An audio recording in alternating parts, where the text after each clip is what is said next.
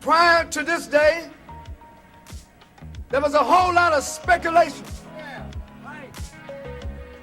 about who was calling this march. And before our brother comes, I want to just clarify to the world that God called this march through nobody else but the Honorable Minister Louis Farrakhan.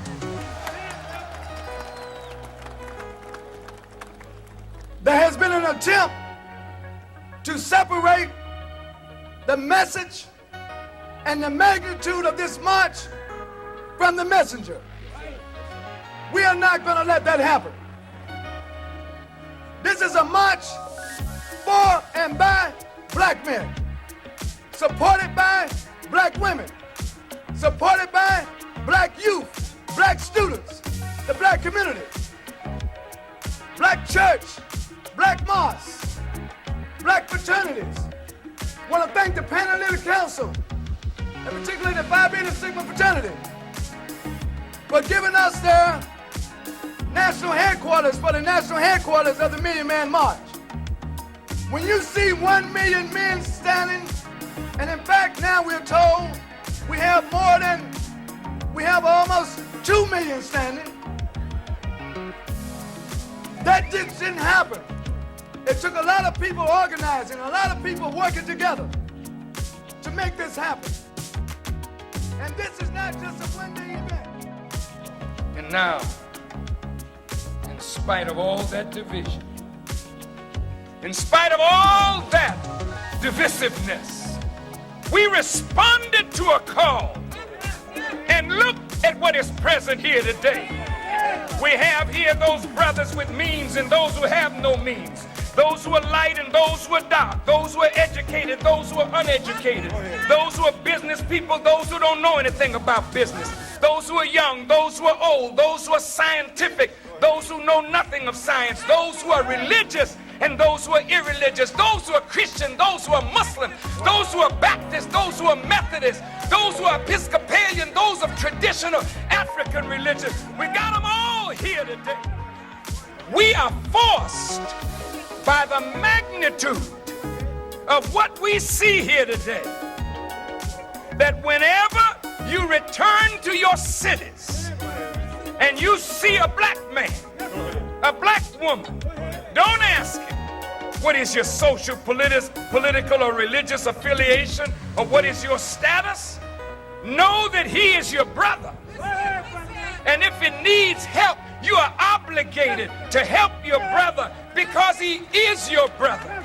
You must live beyond the narrow restrictions of the divisions that have been imposed upon us. I put my life on this. To rob you is a sin. To use you and abuse you is a sin. To make mockery of your love and your trust is a sin. And we repent of all sin. And we refuse to do sin anymore. Is that agreeable, black man? So we want to welcome all of our listeners again to another edition of the Souls of Black Folk broadcast. And of course, we are always reminding you that you can go to the website, noi.org, to get what we call a mountain hill of information about what we're doing from our flagship mosque in Chicago, the Final Call radio program, which is 24 hours a day. You can go to it, and we've been renewed for another contract on that. The Final Call newspaper, you can get it delivered right in your city. However, we have a digital subscription now, and it's real convenient to keep up with a lot of the issues of the day.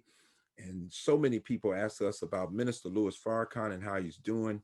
You can find out a lot of that by keeping up with the Final Call newspaper also.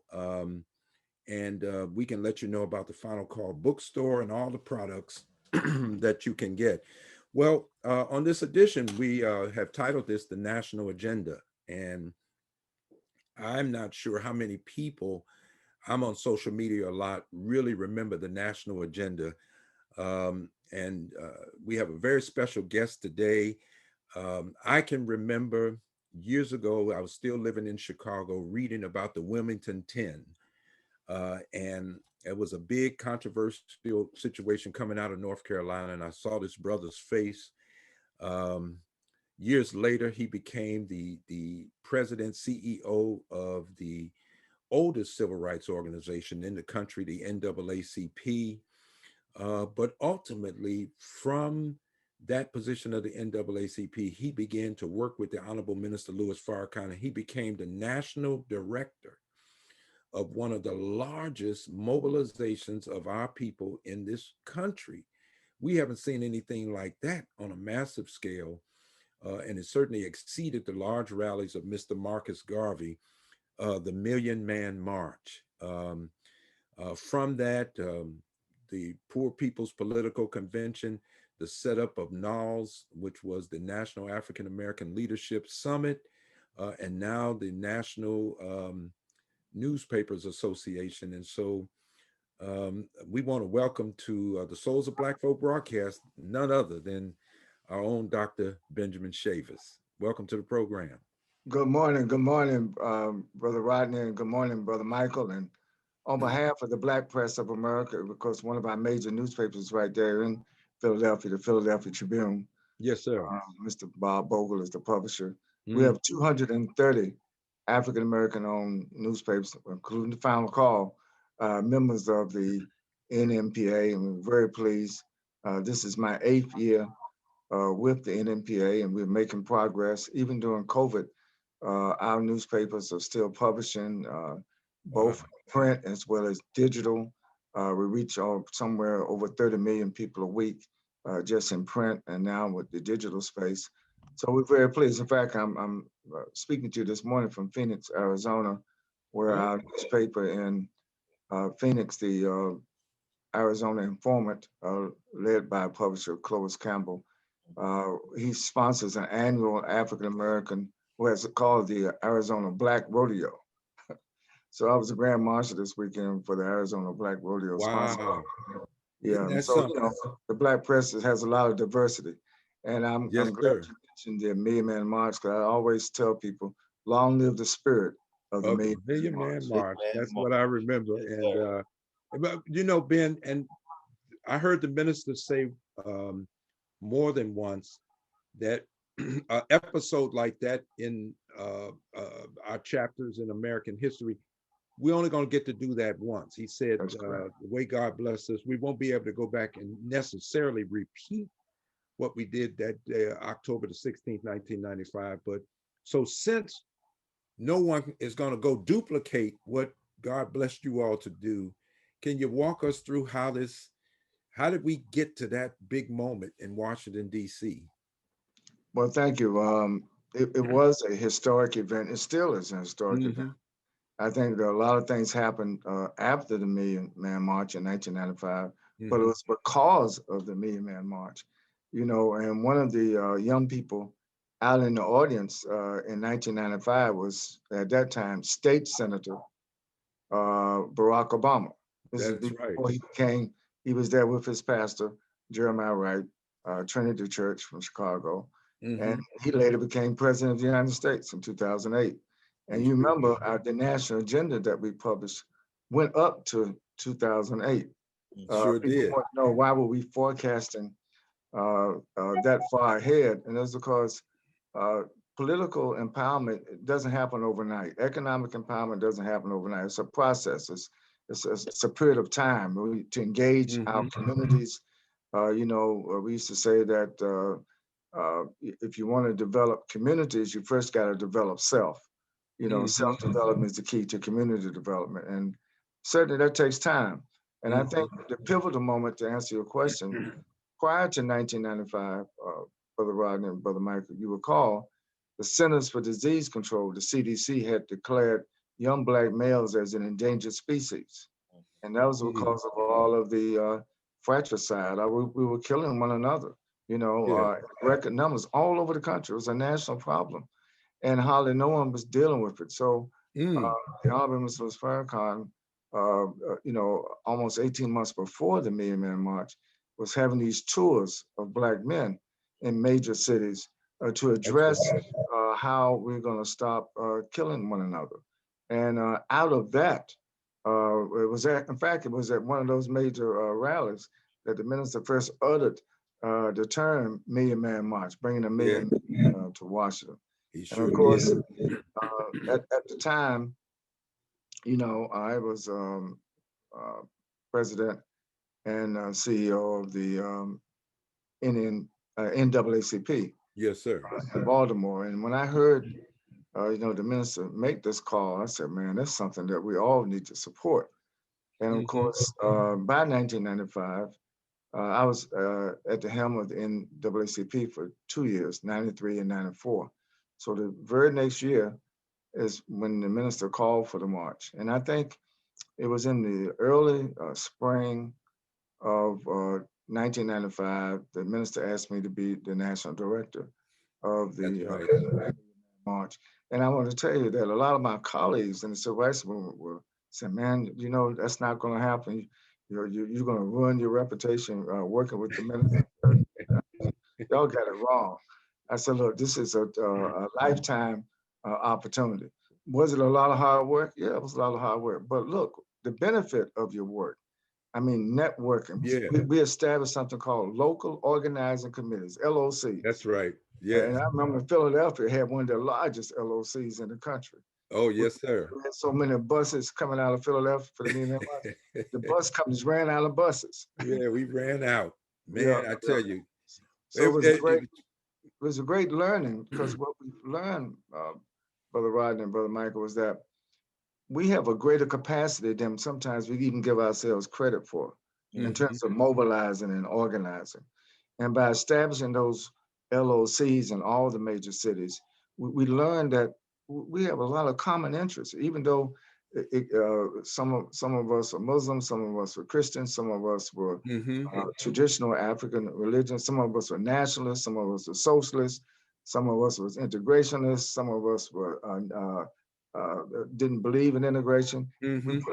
We put all those differences aside and said, well, what is it we can all agree on? And what we started agreeing on, what became the founding principles of the Million Man March, where Yeah. we started taking responsibility for our communities. And because in some communities, they were trying to bring in more police. And we know that just having more police does not solve the problem in our communities. That's right. We need to start turning to one another, not turning on each other. And Mhm. of course, prior to the Million Man March, we also had the East-West conflict, among Oh, yeah. some of the gang members and the Bloods and the Crips and the Mhm. Gangsters Disciples and et cetera, et Mhm. cetera. All of us, we worked together, and it was a great. So the Million Man March was a triumph. In fact, on that day, you recall, it was a Monday. October 16th, Yeah. 1995 Yeah. was a Monday. It was a work day. And every time I'm on the Amtrak train, I see some of those same conductors because all the way from Boston to Washington, the conductors Wow. on the Amtrak you didn't have to have no ticket. You just got on that train and headed to Washington. The trains were packed. They The were. buses were packed. All the rest stops were packed. I mean, it was like, in the Quran it says, standing in ranks like a Yeah. mighty army. That's what the Million Man March was, Mm. and it was a great display. It was a great achievement. First, Mhm. a man of God had to call for it. The Honorable Mhm. Mr. Farrakhan called for it, and it was a resonating response to that call from all across religious lines, across Mhm. geographical lines. It was a great display, and of course that day everybody, it was harmony. I mean, I think to see a million brothers stand together, Mhm. and pray together. I remember when Sheikh Lumumba. Lajani, Oh, Sheikh the Lajani, Johnny. Yes. yeah, gave the call to prayer. Early that morning, just as the sun was creeping up. I mean, Mm. you could hear it all over the nation's capital. Wow. one thing, just as a historical note, the sound system that we had at the Million Man March was the largest sound system ever put together in the history of DC. Wow. We had enough sound for 4 Super Bowls. That's why if you stood on the steps of that Capitol, all the way down 14, 15 blocks away at the Washington Monument or the Lincoln Memorial, you could hear clearly, crisp, in real time what was said. And of course, then we had the video screen. People hadn't seen that many Jumbotron video screens before. So we did a lot of things, and um, a lot of behind the scenes. Yes, we did all the organizing with the LOCs, but to put all the logistics together. How do you get 1 million people into Washington, and how you get 1 million people out of the Washington without any incident? Yeah, And that was one of the triumphs of the Million Man March. man. And I remember Joe Sertain from here in Philadelphia. He was city managing director. He turned out to have to come to Washington to really help you all with those kind of logistics. That's right. I remember Joe Sertain used to tell us command and control. And so, what is command and control? And we had our own internal walkie-talkies back in those days. We didn't have those cell phones like we have now. And we had a great discipline. There was no disorder. There was no drama. It was spiritual unity, and when you have that kind of unity, you're going to have tremendous success. Yeah, I don't know if you remember Henry Nichols of the Hospital Workers Union, but they ended up having to go nationwide to get medical practitioners to participate and set medical up the first aid doctors, stands. ambulances. Yes. We had to bring our own ambulances. We had to have our own healthcare tents. Wow. I remember Dr. Lean was the chair of the medical committee. We had doctors come from all over the country to participate, nurses, to just be in preparation. The same thing with lawyers. We had Black lawyers from all over the country, male and female, to come. So, we had a systematic approach to organizing where even the water distribution, there'd never been 40,000 porta johns in one place before. So, all these things you have to think about in terms of, we brought out the subway system because you couldn't get, 50,000 buses into DC. So a lot of the buses parked out on the Beltway, and we took the subway. We brought out the subway system. So nobody would have a problem getting off the bus, getting on the subway, so the logistical triumphs. And in fact, people are still studying right now, even at the Pentagon. They're trying to figure out, how did that mobilization happen? What can we learn from it? Isn't that something? Go ahead. That's right. Even after the Million Man March, they had the Promise Keepers. They went and got our permit, studied it, and then you had the Millions Moms March. Everybody was trying to pattern themselves after the Million Man March. Yeah, they were. I'm glad you mentioned women. I thought about Cora Masters Berry. I thought about Dorothy Height and others. Talk about the women that helped us, even though it was a Million Man March. A lot of Black women helped us. Oh, absolutely. Well, a lot of Black women told brothers, you better go to Washington, and they helped organize. So at our local organizing committees all over the country, there were also sisters who were co-chairs of the local organizing committee. And then on the national level, Marion Barry's wife, the Honorable Marion Barry, was the mayor at the time. Believe me, we could not have had a successful Million Man March without the support of the Honorable Marion Barry and his first lady, Cora Masters Berry, played a role. But at that time, keep in mind, this is 1995, we registered over 250,000 people to vote at the Million Man March. On that day. Yeah. And Sister Barry helped lead that effort.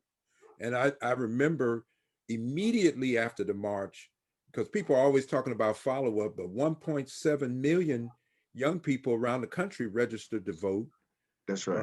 The National Social Workers, Black Social Workers Association talked about somewhere between 15,000, 25,000 applications going in for Black orphans. That's right. And the majority of the children that needed to be adopted after the Million Man March, we put out the 1-800 number. I run into families today, years later, who adopted those children. All 25,000 children were adopted by Black families after the Million Man March. And of course, remember you mentioned about black on black crime. For the first time in history, not just only in DC, but in New York, in LA, in Chicago, in Detroit, all the major cities, in Philly, black on black crime went down to almost zero. Yeah, So it we really, showed we can do it. That's right. You know, yeah, we can do it one day, we can do it every day. we could do it every So day. that's We right. talk about some of the follow-up now. I remember us going to St. Louis. It was like a poor people's political convention. We also had the Day of Atonement in New York City, right by the United Nations. United Nations, that's right. Yeah, So we you know, our interest was to how do we keep the momentum alive after having such a historic event. So in fact, a couple of months right after the Million Man March, we convened at Howard University to discuss how to keep the movement going. Primarily at that time, keeping the LOCs, but also keeping NAILS, the National African American Leadership Summit, alive to keep these constituencies working together. And then in 1996, we had in the summer of 1996, we had the convention in Detroit, in St. Louis. St. Louis. That was great, where we again came up with ways and means to define all of the issues that we needed to define politically. And then we came back on the first anniversary to have the mobilization at the United Nations Yeah, in 1996. And then, you know, by the time the fifth anniversary came along, we came up with the idea of having the Million Family March. yes, But before then, I want to give the sisters in Philly a credit because in 1997, we had the Millions Woman March in Philly. that's right. That's right. And almost a million sisters showed up for that, man. That was great Yeah, turnout. You know, and I know we actually, to be very honest, we working behind the scenes. We wanted to make sure our sisters were successful. So yeah. I was spending a lot of time going back and forth to Philly. Hmm. That's why you remember Yeah. making sure Winnie that the Million Mandela Women's March, came. Yeah. that's right, making sure that the Million Women's March was successful, and it was successful.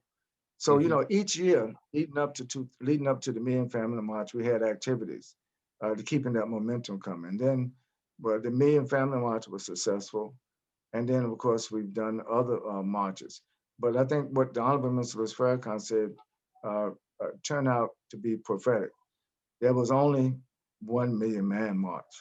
Where no one, that while people have tried to replicate it, no Yeah, one has been able to replicate. that's right. And Now, because see, that's the thing, because the ultimate blessings comes from the Creator, comes from God. That's right. mhm, You know, so we were blessed that day, and yeah, as a result of those blessings, it is a new benefit. Because as you know now, other people around the world, they tried to have a million man march in Africa, one in the Middle East. Everybody mhm. was using that term, million man, you know. They have. They put it. Now the minister had you put together a document. I know I brought it with me. The national agenda. Yes. Uh, Talk about how that really came together, because I know there are organizations that all played a role in some kind of input. Yes, well, we had an editorial committee that worked on the national agenda for about 9 months. Hmm. Then after it was written, then getting it published in time for Savior's Day, Hmm.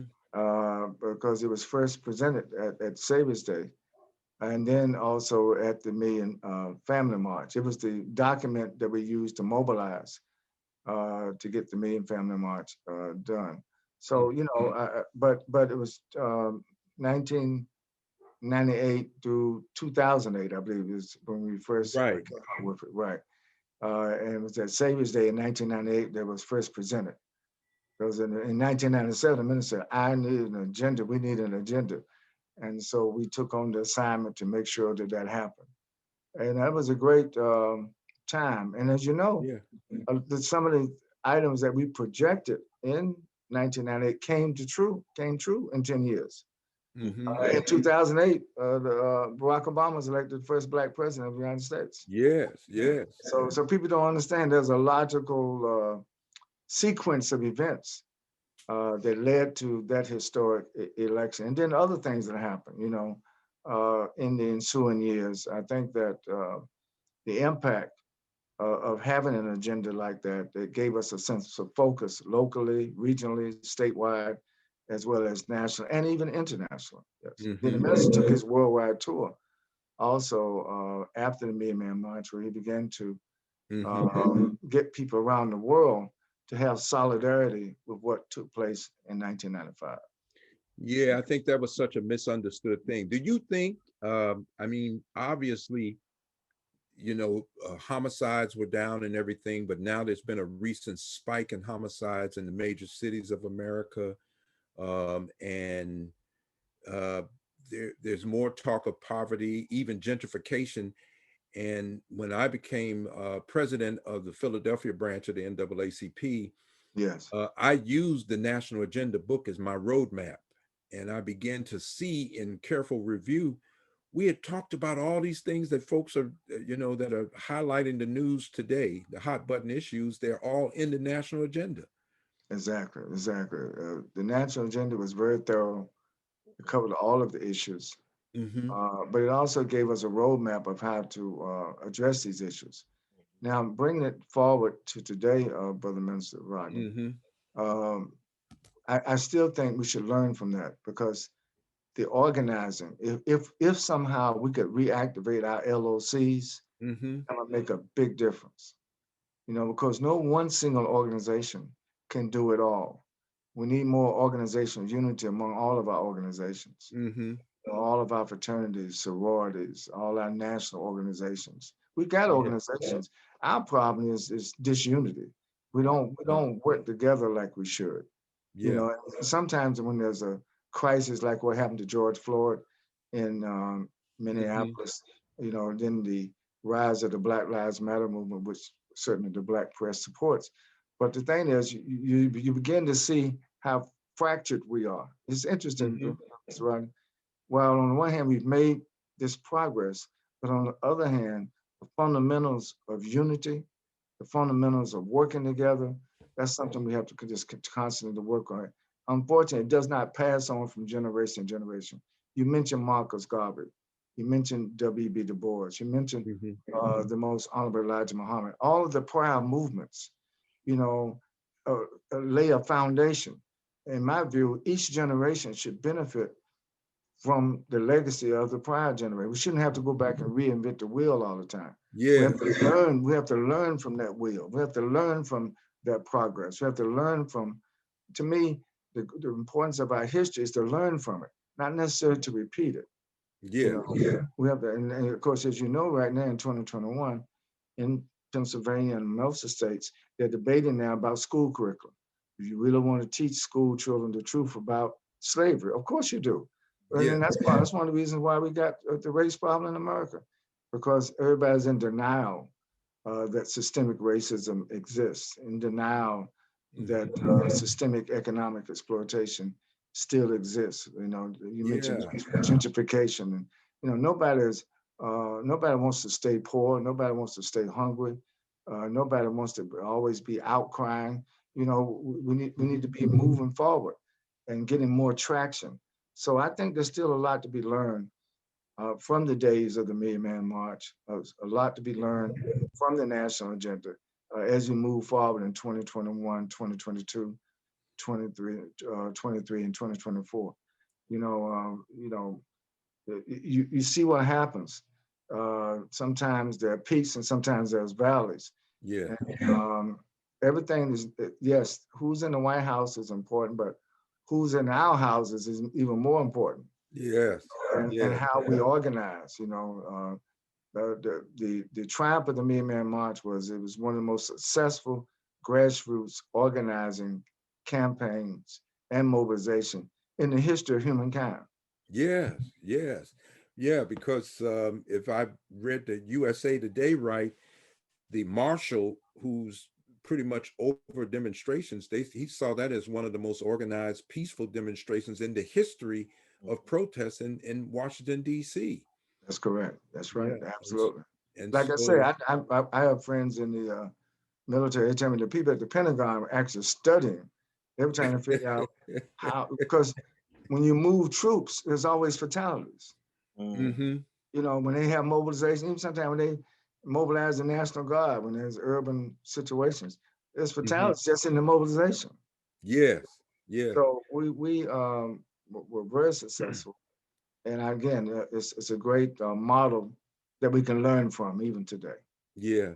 When I reviewed the real history of the March on Washington in 1963, I didn't realize how fearful the government was, because really, from the time we were brought here as slaves through the whole Jim Crow era, there had never been an amassing of Black people in the numbers that came there. I think that was about 250,000, but That's they correct. talked about In pulling the plug. 1963, yeah, in Yeah, 1963. 1963. And they were talking about pulling the plugs if there was inflammatory speech in that. There was a great fear of what would happen that day, even though the big six civil rights organizations had come together. So I figured by 1995, they probably expected to hear some things that would be uncomfortable for white America. Exactly. So brother It Rodney, was almost brother Michael, history 101 for white America. absolutely. I have about 2 more minutes, Chief, and then I'm gonna have to Okay, go. okay. But look, I'm very pleased that y'all doing this program, Yes, and sir. I'll be willing to come back sometime. I wish you all the Oh best. man, yeah, we need to talk Love to about have the you Black back. press and getting the word out, Ben. I mean, I appreciate you giving us this time. Yeah, if you had any comment you wanted to leave the audience with, this is the best time to do it since your time is short. Well, thank you. I just want to say that 2021, in spite of the pandemic that our communities are still in, there's so much opportunity out here, Brother Hmm. Rodney and Brother Michael, that we need to pull our resources, band together, have more unity in our community, and to address some of these issues. I'm always concerned about our young people. We need to raise up a new generation of freedom fighters Hmm. among millennials, among Generation Z. Everybody's into the technology. Everybody's got a cell phone. The question is, what are we doing with these devices? So I think we need a Black consciousness app where Yeah, as soon as you cut your phone on, boom, you hit that's not a bad idea. something. Yeah, I've been saying that because I think that we're not going to be able to get our people away from the devices, but the thing is how we use the device Hmm. to have more education, to have more insight of what the strategies that we need to be all engaged in. So I'm optimistic. That's the point I want to Hmm. leave with, Brother Rodney, that I think that we can still, we've won some victories in the past. We have to learn from those. But I think we have to go out now and continue to struggle. In African liberation, when they say, "Aluta continua," the struggle continues. Struggle continues. The struggle continues. That's what I want to leave on, that Okay. God has blessed us in the past. God will bless us in the present, and God will bless us in the future. But Okay. luta continua, the struggle continues. All right. Well, thank you very much. And so, uh, we'll do everything to have you back, certainly. And thank you for sharing the time with us. All right. God bless. Take care. Bless you. All right. Thank you. Thank you. And so we've been listening to the Reverend and Dr. Ben Chavis of the NNPA now, and he was the national director of the Million Man March. So, Brother Michael, we were trying in a condensed period to cover a big span of history. Yes, sir. But I Yes. think scripturally we looked at the Million Man March um, like Jesus calling Lazarus. Right. And, after 4 days of death or 400 years uh, of enslavement, mental death, and slavery, we saw the minister's call for Lazarus to come forth. Mm-hmm. I mean, just scripturally, we were looking at things that were unfolding because the minister moves on inspiration. Mm-hmm. And he says everything that the Nation of Islam does, it's by way of the Spirit. Mm-hmm. And that means that, um, when he's inspired, he can really give his attention and his energy to something. And this was something he wanted to do. And it was still formulating. I can remember Reverend James Bevel saying to the minister and to the group sitting there at the table, we need to um, we need to atone, we need to purify and work. But when he said atone, that resonated through the Right. minister. Mhm. And because the minister kept saying there's something else, just coming to the march, he was looking for something to attach to this march or serve as a theme, and atonement turned out to be it. Because when you go scripturally, you see that Aaron, Mhm. not Moses, called the Day of Atonement, Right. and and that was God's order. God never ordered Moses to call the Day of Atonement. He ordered through Moses for Aaron to do it. So I thought that was interesting. So you have any thoughts on? You know, you Obviously, you were in the nation during that period. yeah, it was at the march too. And you know, brother minister, you said it, and brother Ben said it also, that um the organization, the unity among all the black men that were there, really over 1 million, close to 2 million people, Mm-hmm. you know, the underlining uh, idea that always should be kept out front is that God was present and had his hand on that day with zero Mm-hmm. crime throughout this nation. That beautiful um, spirit of atonement and reconciliation that was presented. And then Mm-hmm. out of that, 8 steps of atonement, a process for people to really atone with God and then with themselves. This march was unlike any march in Mm-hmm. history, and and like we heard from brother Ben Chavis, there'll never be another one like it. And it's just so much has come up out of those words that the minister spoke that day. We have the national agenda, we have a program now, and like our Mm-hmm. brother said, if we could reignite the local organizing committees and get our Yeah. people involved throughout this nation, we would be able to really Yeah, and be a I think a lot of people organization. see that too. Black disconnection, black disunity. I can remember two things. The first thing they tried to do, the enemy tried to do, was discredit the march by undercounting uh, the people that came to participate. Right. And the minister felt strongly that we had to fight that. Hmm. And I can remember Dr. Ben Chavis going on interviews on television.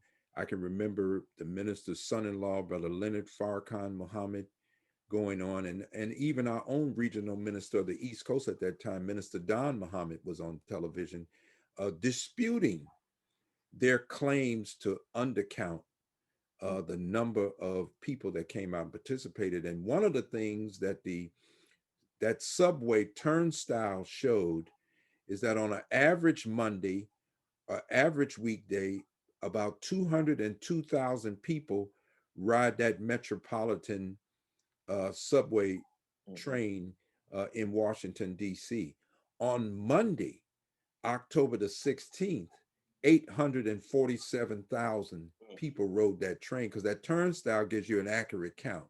So just by virtue of the train, That's right. That's we're already near a million. We're not even talking about the people that drove in. hmm We're not even talking about the people that got there before and were in the hotels. And we're not talking about the black folks that lived in Washington, D.C. area that only needed to walk over toward the park. Easily, we can show that a million or more people, men, were at that march. But by the height of the day, we were near 2 million. We had flooded over every area of Washington, D.C., but they wanted to undercount it. But I do remember the minister interviewing with Cokie Roberts and Sam Donaldson at that time on ABC, and they were trying to take apart his address that day. And because he talked about the reflecting pool and the Washington Monument being 555 feet high, and you put a one in there, yeah. and that came to 1555 when the slaves were first brought here, according to the Library of Congress. And they were saying, Farrakhan, why are you putting all this kind of stuff in there and talking all of this? And the minister said something very key. He said, I want the wise people in this country to know that I know their secrets. And so there was a lot to deal with. And it reminds me of the Bible, where when God put plagues on the land on Pharaoh and his people, he designed the plagues to not only serve as divine harassment for Pharaoh and his people and the oppression of the children of Israel, but he designed the plagues to visit the gods in the land of Egypt. The gods that lived in the imaginations of the people, plagues were used. And I even read that the biblical scholars say that the gods in Egypt were in the heavens, on the earth, and even in the subterranean regions. So he brought hail from the sky. Uh, he put locusts across the earth to destroy the harvest. And subterranean, he took amphibians like frogs that can live below sea level and come out on land to plague. So, this Million Man March, it addressed so much. And the minister going abroad, though it was not understood, I remember the first benefit of him going abroad was we've learned that everyone was watching this march. Right. I just had no idea that every camera on earth was on the Million Man March, but the ministers going abroad showed that. And it revealed that, I wish Ben had more time. Yeah, It revealed that they were so moved by what happened there that they told the minister, whatever they do to you all over there, we're going to do to them over here. Because the Europeans were certainly in their countries and that, but it also reinvigorated a Black man that went to school here in this area in America. He went to Lincoln University, and that was Kwame Nkrumah, who went back to Africa with his education, and his vision was for United States of Africa. So the Million Man March reinvigorated, it brought to life again the whole discussion among African presidents and chiefs about having a United States of Africa, because in truth, though we know that we are children and descendants of those from Africa, we see Africa as one. But when you go into Africa, they see themselves at their tribal levels, and they see themselves at their territories and things like that. But we don't see Africa that way. We see Africa as one, whether you're in Botswana or whether you're in Somali or whether you're in Egypt or Tunisia or whatever. Africa and Africans seem as one to us, but it's not necessarily the expression on the continent when you go. So the Million Man March, it just did a lot. Yeah, it did a lot for us. It took our stock up in the Nation of Islam and what we were able to do from the leadership of the Honorable Minister Louis Farrakhan. So it gave us time, Brother Minister. It gave us real time. The world was and we hope to have some other people on that were involved in this big historical movement, which I don't think has stopped. I think the minister started out looking at young Black males and this murdering of each other in the cities. He saw it as a pretext and an occasion for militarizing our neighborhoods, with National Guard coming in, and maybe out of desperation, we would be the ones calling them in. To help us at a point like that. And the minister was trying to head that off. And I just dare say that the Million Man March, the men's meetings, that movement, combating the murder of self and kind in our cities with the Stop the Killing tour and all of that, we really can trace a lot of that back to September the 17th, 1985, That's right. more than a vision experience. So I This was is happy that Ben Chavis was able to be on with us, and I hope other people were able to yield something from his discussion. He has so much to share because in a short period of time, from 1995 to the year 2000, which is only 5 years, great work, follow-up work, if you will, of the Honorable Minister Louis Farrakhan, who sometimes, because we look on such a small, limited domestic level, we have critics who say, well, there was no follow-up from the Million Man March, but I disagree with that wholeheartedly. Not only was there follow-up, Minister Louis Farrakhan's follow-up was colossal. that's right. And it was global. But when you've been fashioned and shaped by your oppressors to think only domestically, you only see voting rights, uh, being able to be at a toilet next to your oppressor, or being able to use the same water fountain he uses as an achievement. But God sent the minister around the world. So a real achievement is for us to really reach humanity on a large scale through the pain and suffering of others. Look at our pain and our suffering here in America. It exemplifies some of the greatest pain because the greatest level of oppression is here. We're oppressed at every level. Mental death and slavery, the Honorable Elijah Muhammad called it. So we thank all of them, and thank you, Brother Michael. And that's another edition of the Souls of Black Folk. We air every Tuesday night at 8 p.m. You can go right to the Souls of Black Folk broadcast Facebook page, and you can go to the Souls of Black Folk broadcast, our YouTube page, and you can watch any of our programs that are on. We hope you stay with us. God bless and good night.